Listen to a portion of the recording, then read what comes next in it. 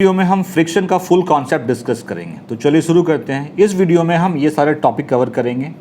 First है what is friction, factors affecting friction, types of friction, increasing and reducing friction, fluid friction and complete NCERT solution. सारे questions के answers भी बताएंगे आपको। Start करते हैं। What is friction. फ्रिक्शन एक टाइप का फोर्स है। जैसे मस्कुलर फोर्स होता है, ग्रेविटेशनल फोर्स होता है, वैसे फ्रिक्शन भी एक फोर्स है। फ्रिक्शन फोर्स मोशन के अगेंस्ट काम करता है हमेशा। अब इसको समझते हैं, इसका मतलब क्या हुआ। सपोज ये कोई अर्थ सरफेस है और इस पर मैंने एक ब्लॉक रख रखा है। इसको मैं इस डायरेक्शन में एक फोर्स लगा रहा हूँ, इसको पुल कर रहा हूँ मैं F, ठीक है। तो फ्रिक्शन फोर्स का डायरेक्शन इस फोर्स के अपोजिट होगा, मतलब इस डायरेक्शन में फ्रिक्शन फोर्स लगेगा। ये फ्रिक्शन फोर्स है, इसको हम लोग स्मॉल f से रिप्रेजेंट करते हैं। सेकेंड केस में ये अर्थ सरफेस है, ये ब्लॉक है। इस केस में मैं इस ऑब्जेक्ट को इस तरफ पुल कर रहा हूँ, इस तरफ फोर्स लगा रहा हूँ। तो फ्रिक्शन फोर्स का डायरेक्शन किस तरफ होगा? इस तरफ होगा। मतलब जिस डायरेक्शन में मूवमेंट होगी उसके अपोजिट फ्रिक्शन फोर्स काम करता है, ठीक है। इससे क्लियर हो गया कि फ्रिक्शन फोर्स का डायरेक्शन हमेशा मोशन के अगेंस्ट होगा, मोशन के अपोजिट होगा। The force of friction acts in a direction opposite to the direction of motion of an object. Object के मोशन के डायरेक्शन के अपोजिट हमेशा फ्रिक्शन फोर्स काम करता है। सपोज कोई बॉल मूव कर रहा है तो वो बॉल कुछ देर के बाद स्टॉप हो जाता है। तो स्टॉप क्यों होता है? क्योंकि उसके मोशन के अगेंस्ट एक फ्रिक्शन फोर्स काम कर रहा होता है। आई होप समझ में आ गया होगा फ्रिक्शन फोर्स क्या होता है। अब हम देखते हैं इसका कॉज क्या होता है, किस वजह से फ्रिक्शन फोर्स प्रोड्यूस होता है। कॉज ऑफ फ्रिक्शन, इसको एग्जाम्पल से समझते हैं। ये एक अर्थ सरफेस है, ये कोई वुडन ब्लॉक है B और ये वुडन ब्लॉक है A, और इसको मैं इस तरफ पुल कर रहा हूँ। देखिए अगर आप नेकेड आई से देखेंगे तो देखेंगे जो ब्लॉक A है इसका जो ये सरफेस है, ये सरफेस और ब्लॉक B का ये सरफेस दोनों ही स्मूथ होता है। नेकेड आई से देखेंगे तो स्मूथ लगेगा, लेकिन ऐसा नहीं होता है। इसका रियल फिगर ये है, मतलब कि यहाँ पे एजेस होते हैं। ये जो एजेस होते हैं यही वजह है फ्रिक्शन का। Friction arises due to irregularities, इसको रफनेस कहते हैं, in the surface of object. जो रफनेस होता है इसके वजह से फ्रिक्शन प्रोड्यूस होता है। और सरफेस जितना रफ होगा फ्रिक्शन फोर्स उतना ज़्यादा होगा, और सरफेस जितना स्मूथ होगा फ्रिक्शन फोर्स उतना कम होगा। मतलब फ्रिक्शन फोर्स डिपेंड करता है सरफेस के स्मूथनेस पे। अगर स्मूथ ज़्यादा है तो फ्रिक्शन फोर्स लेस, अगर रफ ज़्यादा है तो फ्रिक्शन फोर्स मोर। तो हम लिख सकते हैं friction is caused by the interlocking. ये जो सरफेस है, इरेगुलर सरफेस है, ये इंटरलॉक हो जाते हैं। Interlocking irregularities in the surface of two object which are in contact with each other, जो कि इस केस में है। तो आई होप आपको समझ में आ गया कॉज ऑफ फ्रिक्शन क्या होता है। अब हम लोग देखेंगे कौन कौन से फैक्टर फ्रिक्शन को अफेक्ट करते हैं। Factors affecting friction. फ्रिक्शन को क्या क्या चीज़ अफेक्ट करती है? फ्रिक्शन को दो चीज़ें अफेक्ट करती है। फर्स्ट है the nature of the two surfaces are in contact. इसको समझते हैं। सपोज ये कोई ब्लॉक A है और ये ब्लॉक B है। तो ब्लॉक B का जो लोअर सरफेस है और ब्लॉक A का जो अपर सरफेस है, ये कितना स्मूथ है या कितना रफ है, इस पर डिपेंड करता है फ्रिक्शनल फोर्स। ये दोनों सरफेस जितना स्मूथ होगा फ्रिक्शन फोर्स उतना ही लेस होगा, जितना रफ होगा उतना ही ज़्यादा होगा। तो फर्स्ट है the nature of the two surfaces are in contact. The रफर the surface the greater is the friction. जितना रफ सरफेस होगा उतना ज़्यादा फ्रिक्शन होगा। सेकेंड है इसका वेट, ऑब्जेक्ट का वेट। सपोज मैंने यहाँ पे दो ऑब्जेक्ट लिया है, एक की वेट कम है और एक की वेट ज़्यादा है। तो किसको पुश करना आसान होगा? इसको पुश करना आसान होगा। क्यों आसान होगा? क्योंकि इस केस में फ्रिक्शनल फोर्स जो लगेगा वो लेस होगा इसके कंपैरिजन में। ये जो फ्रिक्शन फोर्स लगेगा, ये फ्रिक्शन फोर्स इस फ्रिक्शन फोर्स से लेस होगा। ऐसा क्यों होगा? क्योंकि इसकी ऑब्जेक्ट का इसकी वेट कम है, इसकी वेट ज़्यादा है। तो फ्रिक्शन फोर्स डायरेक्टली प्रोपोर्शनल होता है ऑब्जेक्ट के वेट के। जितना ज़्यादा वेट उतना ज़्यादा फ्रिक्शन फोर्स। तो सेकंड फैक्टर है it is directly proportional to the weight of the object. Second factor है ऑब्जेक्ट का वेट। जितना ज़्यादा वेट उतना ज़्यादा फ्रिक्शन फोर्स। अब टाइप्स ऑफ फ्रिक्शन। फ्रिक्शन के 3 टाइप हैं। फर्स्ट है स्टैटिक फ्रिक्शन, सेकंड है स्लाइडिंग फ्रिक्शन और थर्ड है रोलिंग फ्रिक्शन। तीनों को हम वन बाय वन समझेंगे। फर्स्ट है स्टैटिक फ्रिक्शन। सपोज ये कोई ब्लॉक है जो अर्थ सरफेस पे रखी हुई है, इस पर मैंने एक फोर्स लगाया F, लेकिन ऑब्जेक्ट में कोई मोशन नहीं हुआ, नो मोशन। तो इस केस में जो फ्रिक्शनल फोर्स लग रहा है इसको कहते हैं स्टैटिक फ्रिक्शन। ये स्टैटिक फ्रिक्शन है। स्टैटिक फ्रिक्शन में ऑब्जेक्ट पे फोर्स लगता है लेकिन ऑब्जेक्ट मूव नहीं करता है। सेकेंड है स्लाइडिंग फ्रिक्शन। इस ब्लॉक पे मैं फोर्स लगा रहा हूँ और ये ब्लॉक स्लाइड कर गया, तो इस केस में जो फ्रिक्शन फोर्स लगेगा इसको कहते हैं स्लाइडिंग फ्रिक्शन, मतलब कि यहाँ पे ऑब्जेक्ट मूव कर रहा है, ऑब्जेक्ट स्लाइड कर रहा है।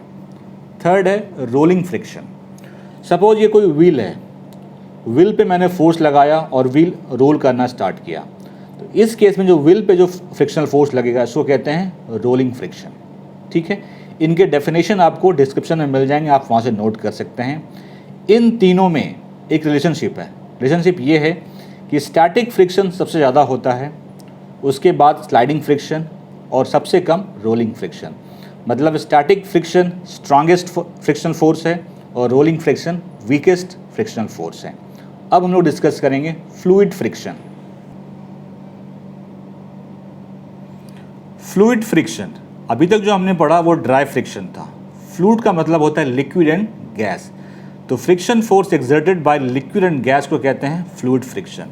Friction exerted by liquid and gas, इसका एक स्पेशल नाम भी है, सो कहते हैं drag. The frictional force exerted by fluids, मतलब liquid and gas both, is also called drag.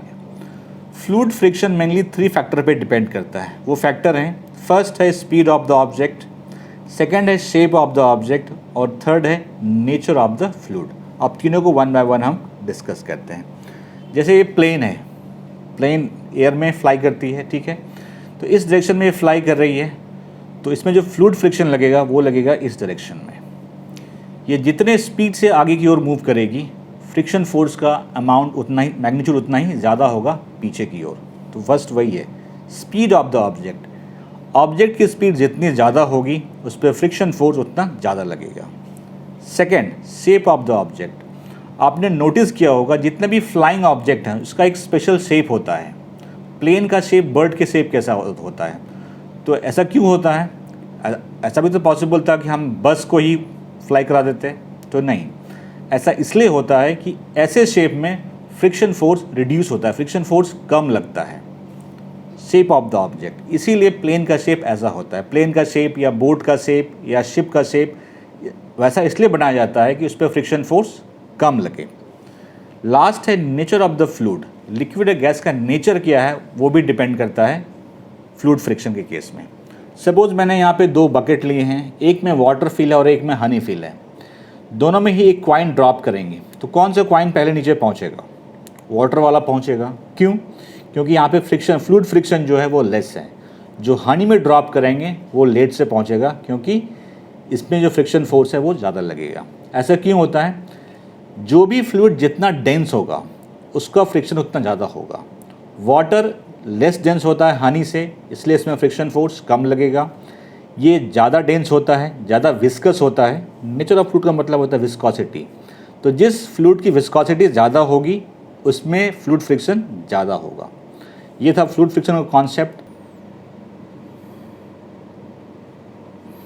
अब हम लोग जानेंगे फ्रिक्शन को रिड्यूस करने के क्या क्या तरीके हैं। ये सारे तरीके हैं फ्रिक्शन को रिड्यूस करने के। Friction can be reduced by, first है sprinkling powder on surface to make surface smooth. मतलब हमारा मेन पर्पस होता है सरफेस को स्मूथ करना। जैसे कैरम बोर्ड पे हम लोग पाउडर स्प्रिंकल क्यों करते हैं? ताकि सरफेस स्मूथ हो जाए और फ्रिक्शन रिड्यूस हो जाए। Second, using lubricants. लुब्रिकेंट्स का मतलब है ऑयल और ग्रीस इन मशीन पार्ट्स और सरफेस। हम सरफेस को स्मूथ करने के लिए ऑयल और ग्रीस यूज़ करते हैं। वैसे मेनली ऑयल और ग्रीस हम यूज़ करते हैं मशीन्स के पार्ट्स में, ताकि उसका फ्रिक्शन रिड्यूस हो। क्योंकि अगर फ्रिक्शन ज़्यादा रहेगा तो वो हीटअप होगा तो ज़्यादा फ्यूल कंज्यूम करेगा। यूजिंग रोलर्स और व्हील। जैसा कि हम जानते हैं कि रोलिंग फ्रिक्शन जो होता है वो मिनिमम होता है। तो अगर कोई ऑब्जेक्ट है, अगर उसको आप स्लाइड कराएंगे आप, तो उसमें आपको ज़्यादा एफर्ट लगेगा, क्योंकि जो स्लाइडिंग फ्रिक्शन होता है वो रोलिंग फ्रिक्शन से ज़्यादा होता है। उसमें व्हील लगा दीजिए, आपका फ्रिक्शन रिड्यूस हो जाएगा। Using ball bearings. हम लोग बाइसिकल में, सीलिंग फैन में बॉल बियरिंग यूज़ करते हैं फ्रिक्शन को रिड्यूस करने के लिए।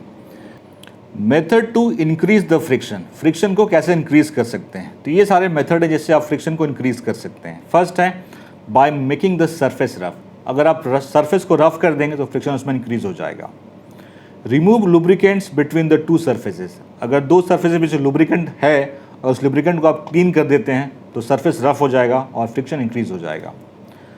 रिमूव व्हील्स और bearings to create sliding friction, अगर कोई ऑब्जेक्ट है जिसमें व्हील लगा हुआ है, उसका अगर आप व्हील आप रिमूव कर देंगे तो वो क्या करने लगेगा, स्लाइड करने लगेगा, और स्लाइड फ्रिक्शन रोलिंग फ्रिक्शन से ज़्यादा होता है। लास्ट है increase fluid viscosity. Fluid viscosity का मतलब होता है फ्लूइड की डेंसिटी को बढ़ा देना। अगर फ्लूइड की डेंसिटी बढ़ जाएगी तो इसमें जो फ्लूइड फ्रिक्शन है वो भी बढ़ जाएगा। और ये लास्ट टॉपिक है इस चैप्टर का, फ्रिक्शन अननेसेसरी एविल। इसका मतलब है कि फ्रिक्शन हेल्पफुल भी है और फ्रिक्शन हार्मफुल है।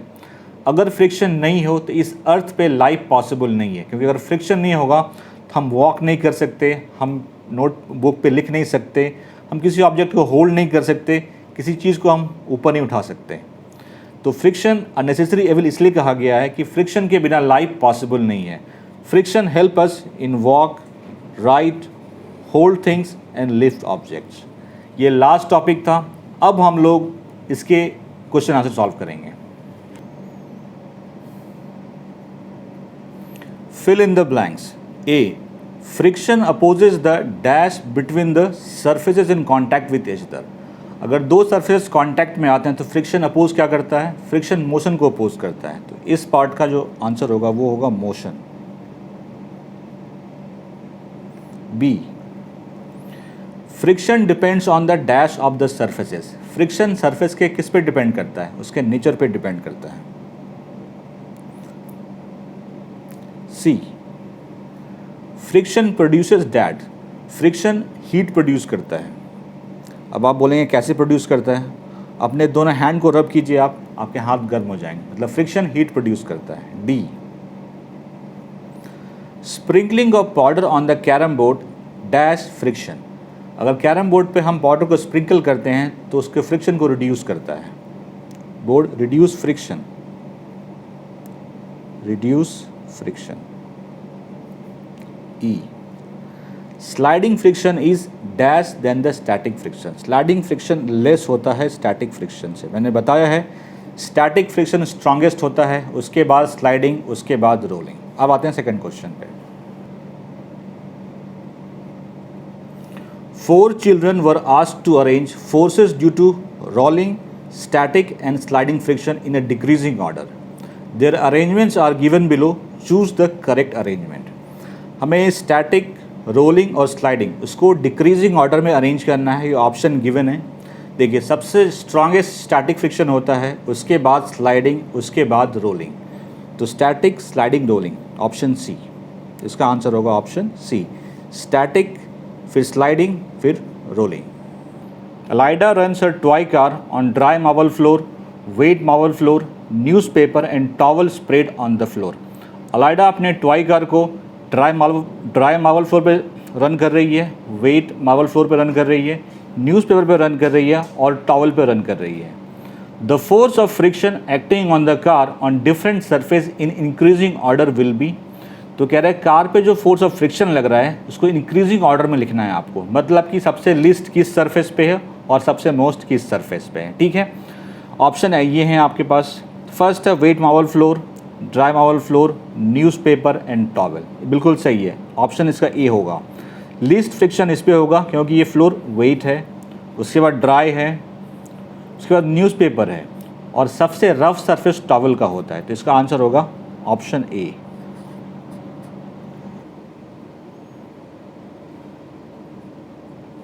Suppose your writing desk is tilted a little. A book kept on it starts sliding down. Show the direction of frictional force acting on it. ठीक है, आपका जो राइटिंग डेस्क है वो थोड़ा सा टिल्ट हो गया, मतलब ऐसा हो गया है।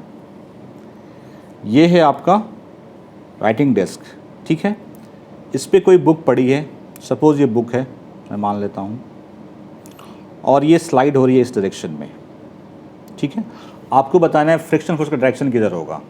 तो मोशन इस डायरेक्शन में हो रही है, तो मैंने हमेशा बोला है फ्रिक्शन फोर्स इसके अगेंस्ट लगता है, मतलब कि इस डायरेक्शन में लगेगा। तो फ्रिक्शन फोर्स का डायरेक्शन ये हो गया आपका। This is the direction of friction force in this case. You spill a bucket of soapy water on a marble floor accidentally. Would it make it easier or more difficult for you to walk on the floor. आपने accidentally soapy water को floor पे spread कर दिया, तो कह रहा है कि अब उस फ्लोर पे चलना आसान होगा या डिफ़िकल्ट होगा? अब उस फ्लोर पे चलना डिफ़िकल्ट होगा, क्योंकि सोपी वाटर फ्लोर और आपके फीट के बीच के फ्रिक्शन को रिड्यूस कर देगा। तो यही रीज़न है कि यहाँ पे चलना डिफ़िकल्ट होगा। डिफ़िकल्ट क्यों चलना होगा?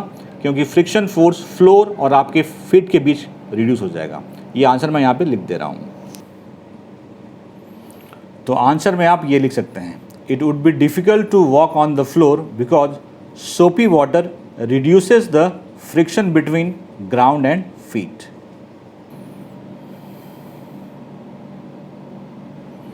Question 6. Explain why sportsmen use shoes with spike. Sportsman spike वाले शूज़ क्यों यूज़ करते हैं? वो इसलिए यूज़ करते हैं क्योंकि स्पाइक वाले शूज़ से फ्रिक्शन बढ़ जाता है।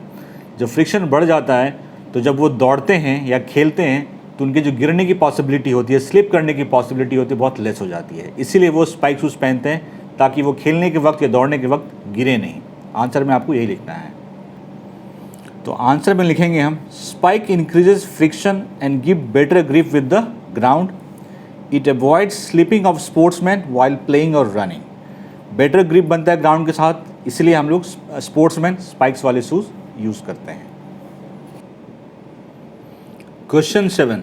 Iqbal has to push a lighter box and Seema has to push a similar heavier box on the same floor.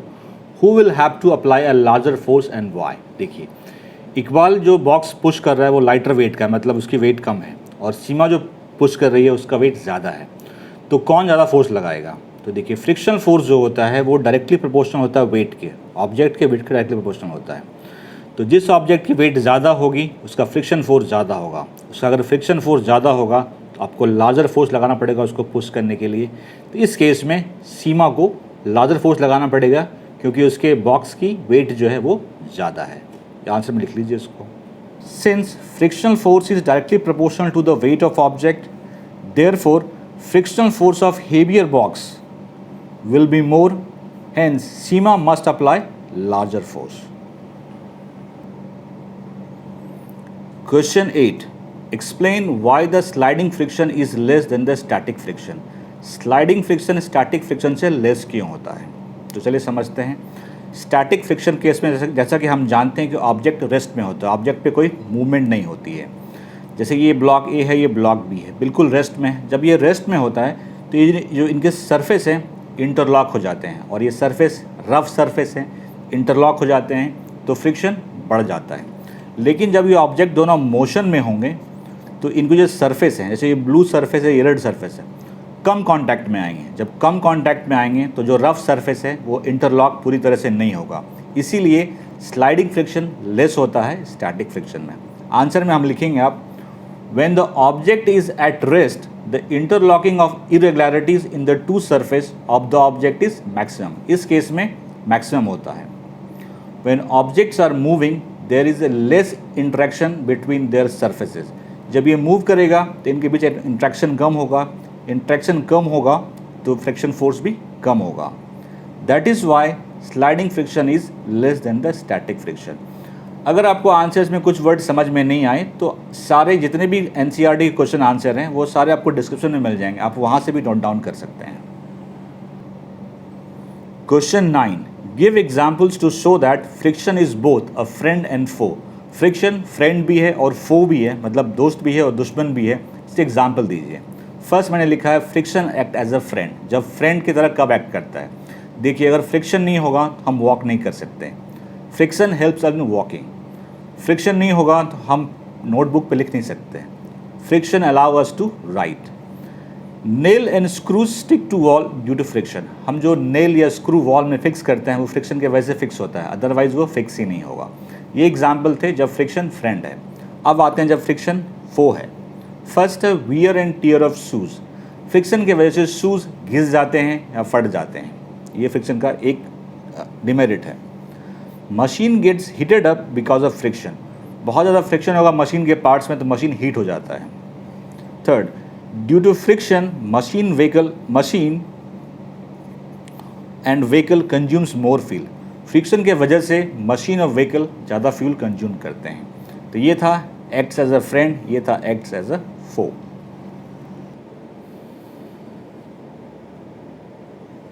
Question 10, explain why objects moving in fluids must have special shape. देखिए, अब जब भी कोई object fluid में move करता है तो उस पर फ्लूइड एक फ्रिक्शन फोर्स लगाता है, चाहे वो आप लिक्विड में मूव करें चाहे एयर में मूव करें। तो उसके शेप को ऐसा बनाया जाता है ताकि उस पर फ्लूइड लेस फ्रिक्शन अप्लाई करे। उसको कहते हैं स्ट्रीम लाइन शेप।